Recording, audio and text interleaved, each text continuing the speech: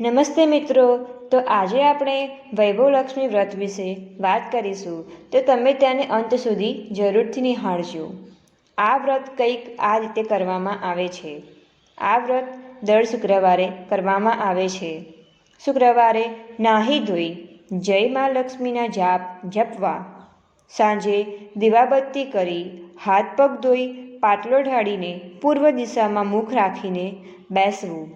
પાટલા પર ચોખાની ઢગલી પર તાંબાનો લોટો મૂકવો. લોટા પર વાટકીમાં સોનાનો કે ચાંદીનો દાગીનો કે રોકડા રૂપિયા મૂકવા. વ્રત કરનારને શ્રીયંત્રના દર્શન કરવા અને લક્ષ્મી સ્તવનનો પાઠ કરવો. વૈભવલક્ષ્મી વ્રત. એક મોટું શહેર હતું. આ શહેરમાં આજના જમાના પ્રમાણે લોકો પોતપોતાના કામમાં મશગુલ હતા. કુટુંબમાં પણ કોઈને કોઈની પડી નહોતી, તો પછી આડોશી પાડોશીની તો વાત જ શી કરવી. ધાર્મિક પ્રવૃત્તિઓ અને દયામાયા શહેરના લોકોમાં ઓછા થઈ ગયા હતા. એને બદલે વ્યસન અને વ્યભિચારના ગુનાઓ વધવા લાગ્યા હતા. પરંતુ 1000 માણસોની વચ્ચે એકાદ સારો માણસ પણ વસતો હોય છે. આવા સારા માણસોમાં એક હતી મંજરી અને બીજો હતો મનુ. બંને પતિ પત્ની હતા. ધાર્મિક વૃત્તિના હતા અને સંતોષી હતા. વિનયી અને વિવેકી પણ હતા. તેઓ હંમેશા નવરા પડે ત્યારે પ્રભુ ભજનમાં જ પોતાનો સમય ગાળતા. ગરીબ ગુરબાનને દાન પુણ્ય કરતા અને મદદ પણ કરતા, એટલે લોકો એમના વખાણ પણ કરતા હતા.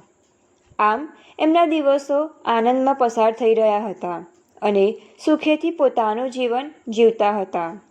પરંતુ એમ કહેવાય છે ને કે કેટલીક વખત ભગવાનને પણ મનુષ્યના સુખની ઈર્ષ્યા આવે છે. ભગવાનની ઈચ્છાને પાર કોણ પામી શક્યું છે? એ તો જ્યારે માનવીને આપે છે ત્યારે છપ્પર ફાડીને આપે છે ને લઈ લે છે ત્યારે કાનની વાડી પણ લઈ લે છે. મંજરીના આગલા જન્મના કર્મ કંઈક એવા હશે તે એની પડોશનની સોબતમાં ફસાઈ ગઈ. એની પડોશન અવડે ધંધે ચડી ગઈ હતી. સાથે સાથે મંજરીને પણ ચડાવી દીધી. બીજી બાજુ મંજરીના પતિ મનુને એક દારૂડિયાની સોબત થઈ ગઈ. એની કમાણી બધી દારૂમાં જવા લાગી, એટલે એની હાલત રોજે રોજ ખરાબ થતી ગઈ.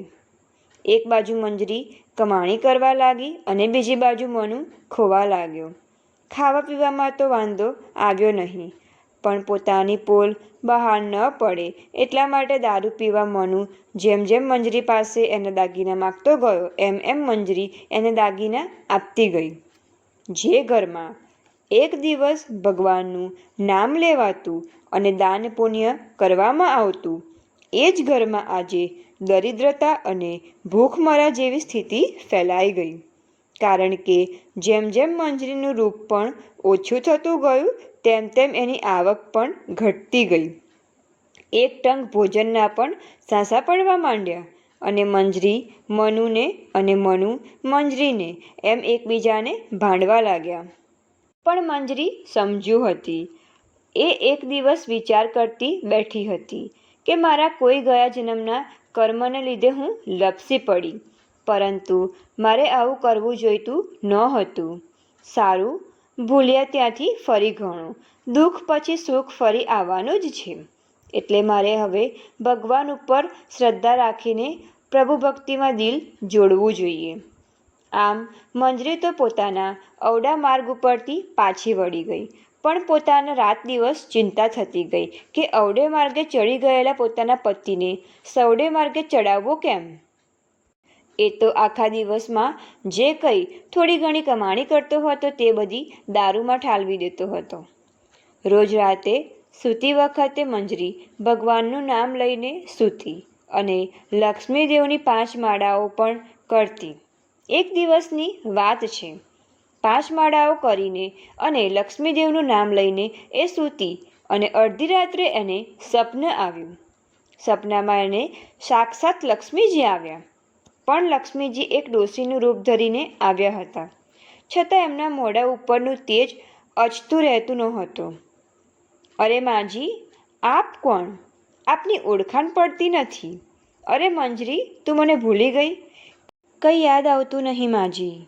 અરે મંજરી બેટી, તું દર શુક્રવારે લક્ષ્મીજીના મંદિરે આવતી હતી કે નહીં? ત્યાં આપણે બધા સાથે મળીને લક્ષ્મીજીના ભજનો ગાતા હતા કે નહીં?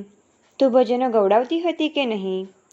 હા માજી, એ વાત સાચી, પણ મને યાદ આવતું નહીં કે મેં તમને ત્યાં જોયા હોય. પણ તું હમણાંથી દેખાતી જ નહીં ને, પછી ક્યાંથી યાદ આવે? માં, મારી સ્થિતિ એવી થઈ ગઈ કે હું આવી શકું તેમ નથી. બેટા, હું બધું સમજી ગઈ છું. પહેલાં તો મને એમ થયું કે તું કદાચ સાજી મોદી હોઈશ, પણ પછી તપાસ કરતાં મને જાણવા મળ્યું કે… શું જાણવા મળ્યું માજી? મને જાણવા મળ્યું કે બેટી, તારો પતિ દારૂડિયો બની ગયો છે અને તારી આર્થિક સ્થિતિ બગડી ગઈ છે. આમ કહી માજીએ મંજરીના વાંસામાં હાથ ફેરવવા માંડ્યું અને મંજરી ધ્રુસકે ધ્રુસકે રડવા લાગી. પછી માજીએ એને સાંત્વના આપતા કહ્યું, બેટી, તું ગભરાઈશ નહીં. સુખ અને દુઃખ એ તો માનવીના જીવનમાં આવ્યા જ કરે છે. તું ધીરજ રાખજે. હું પોતે જ લક્ષ્મી દેવી છું અને રૂપ બદલીને તારી ખબર કાઢવા આવી છું. તારો પતિ પણ થોડા વખતમાં સુધરી જશે, પણ તારે એક વ્રત કરવું પડશે. હું જરૂર વ્રત કરીશ માં. મને કહો, મારે કયું વ્રત કરવાનું છે? જો તું લક્ષ્મીજીનું વ્રત કરે તો સારાવાના થઈ જશે.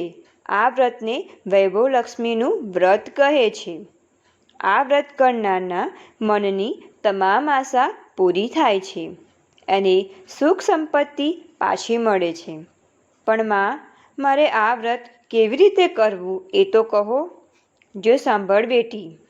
આમ કહી માજીનું રૂપ ધરીને આવેલા લક્ષ્મી દેવીએ વ્રતની વિગત કહેવા માંડી. આ વૈભવ લક્ષ્મીનું વ્રત દર શુક્રવારે કરવામાં આવે છે. શુક્રવારે નાહી ધોયેલા કપડાં પહેરી આખો દિવસ જય મા લક્ષ્મીના જાપ જપવા, કોઈની નિંદા કરવી નહીં અને આખો દિવસ સત્કાર્ય કરવું.